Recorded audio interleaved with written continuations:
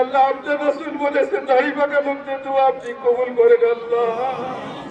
আল্লাহ আমাদের মা, আল্লাহ বাংলাদেশের মা প্রধানমন্ত্রী হয়েছেন আল্লাহ। আল্লাহ আমাদের সামনে খুবই অসুস্থ। এখন আপনাদের সামনে বক্তব্য দেবেন সাবেক প্রধানমন্ত্রী, বাংলাদেশ জাতীয়তাবাদী দলের চেয়ারপারসন দেশনেত্রী বেগম খালেদা জিয়া।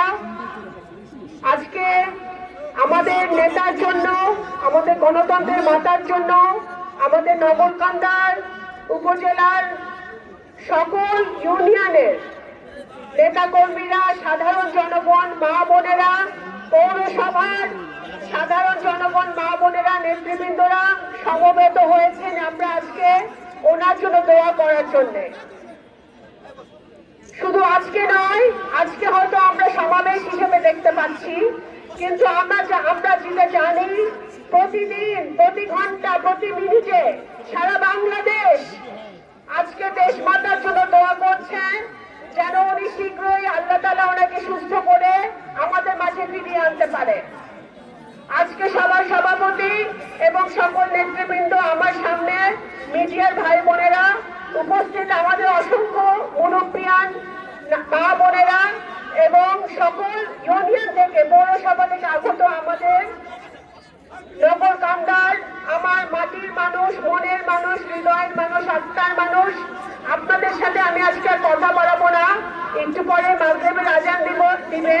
আমি এতটুকু অনুরোধ করব যে আমার বক্তব্যের পরে আমরা সকলে মিলে বেগম খালেদা জিয়ার জন্য দোয়া করব। আপনারা নীরবে দোয়াটা, সকলে দোয়াতে শরীক হবেন।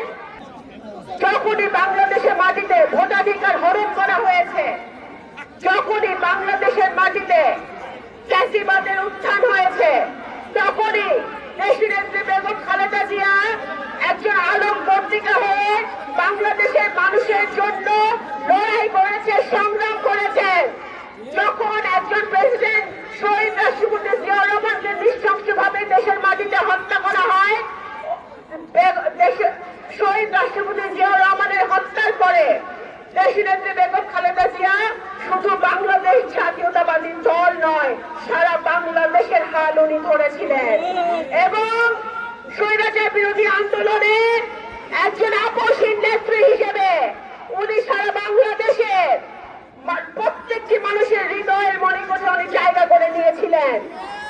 আজ গত 17 বছরে উনি আন্দোলন করেছেন, সংগ্রাম করেছেন, মাঠে থেকেছেন মানুষের মানবাধিকার রক্ষার জন্য, কথা বলার অধিকারের জন্য, গণতন্ত্র প্রতিষ্ঠার জন্য, ভোটাধিকারের জন্য।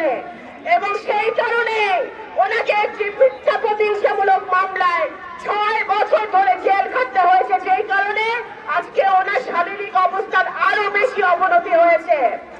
কিছুক্ষণ আগেই ডক্টর জাহিদ, ওনার ব্যক্তিগত চিকিৎসক এবং আমাদের স্থায়ী কমিটির সদস্য, আপনারা দেখেছেন, বক্তব্য রেখেছেন যে এখন পর্যন্ত ওনার বিদেশে যাওয়ার মতো শারীরিক অবস্থা হয় নাই।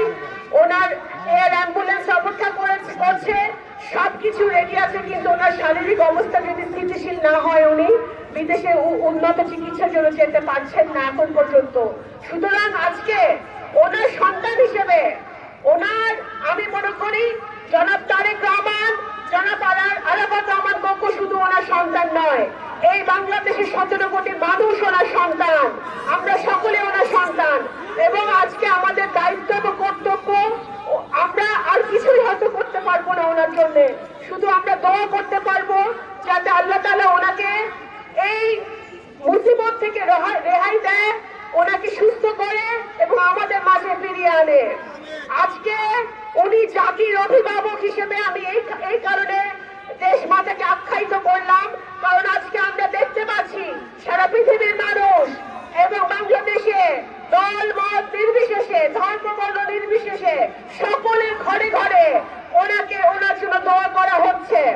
আজকে আপনাদের সকলের প্রতি আমার, আপনাদের মেয়ে হিসেবে, সন্তান হিসেবে, নগরকান্দাবাসীর প্রতি আমার অনুরোধ থাকবে, আমি ব্যক্তিগতভাবে যখন থেকে রাজনীতিতে এসেছি, যখন আমার আব্বার মৃত্যুর পর, আপনারা জানেন 17 বছর ধরে আমি আপনাদের পাশে থাকার চেষ্টা করছি, কতটুকু পারছি সেটা আল্লাহ তাআলা বলতে পারবে, আপনারা বলতে পারবেন। কিন্তু আমার আব্বার মৃত্যুর পর থেকে এখন পর্যন্ত প্রত্যেকটা সময় দেশ মাতা বেগম খালেদা খালেদা জিয়া আমাকে স্নেহ দিয়েছেন, আমাকে প্রত্যেক রকম ভাবে সহযোগিতা করেছেন এবং এই জিয়া পরিবার জনাব তারেক রহমান সহ প্রত্যেকে যাতে আমি নগরকান্দা শালদার মানুষের পাশে থাকতে পারি, আপনাদের জন্য কাজ করতে পারি, আপনাদের পাশে আমার বাবার অবর্তমানে আমার বাবার রেখে যাওয়া কাজগুলো শেষ করতে পারি, সেই কারণে কিন্তু দেশমাতা বেগম খালেদা জিয়া সর্বোত্তম ভাবে আমাকে সবসময় সহযোগিতা করেছে।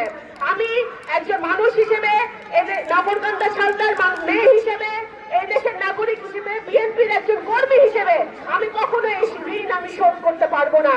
সুতরাং আমি ব্যক্তিগতভাবে আমি অত্যন্ত ব্যথিত।